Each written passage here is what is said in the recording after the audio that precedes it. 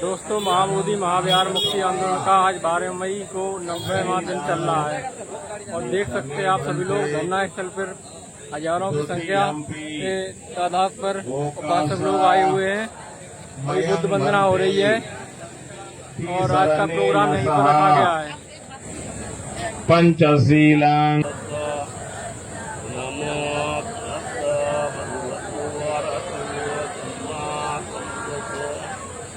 बुद्धं शरणं गच्छामि धम्मं शरणं गच्छामि संघं शरणं गच्छामि द्वितीयंपि बुद्धं शरणं गच्छामि द्वितीयंपि धम्मं शरणं गच्छामि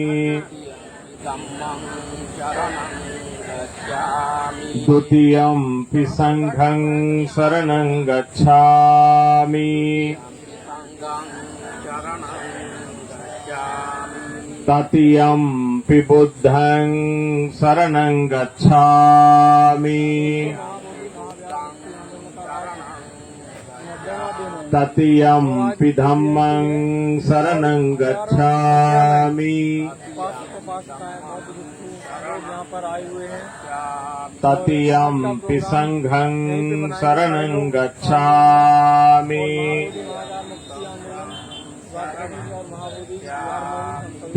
शरणागमनं निठितं पानातिपाता वेरमणि सिक्खापदं समादियामि अदिन्नादाना वेरमणि सिक्खापदं समादियामि कामेषु मिच्छाचारा वेरमणि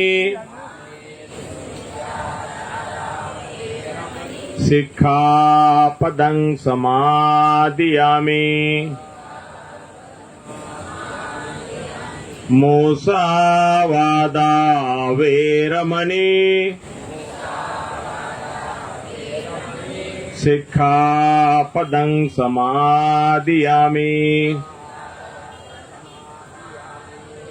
सुरामेरया मज्जपमादत्थाना वेरमणि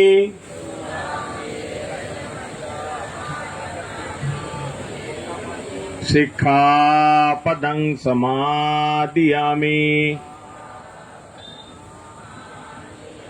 ते शरणेन स पंचशीलं धम्मं साधुकं सुरक्षितं कृत्वा अपमादेन शील संपादेत।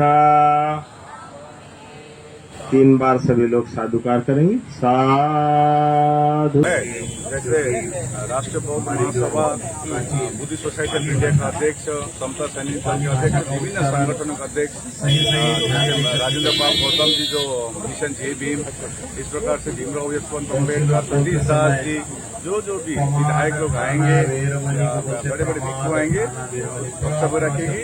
और आज 10 बजे गवर्नर के साथ, गवर्नर का कल फोन आया था, गवर्नर हाउस का कल फोन आया था 10 बजे हम लोग का महाबोधि महाविहार मुक्ति और बीटी एक्ट 1949 को निरस्त करने के लिए 10 बजे बैठ गई है।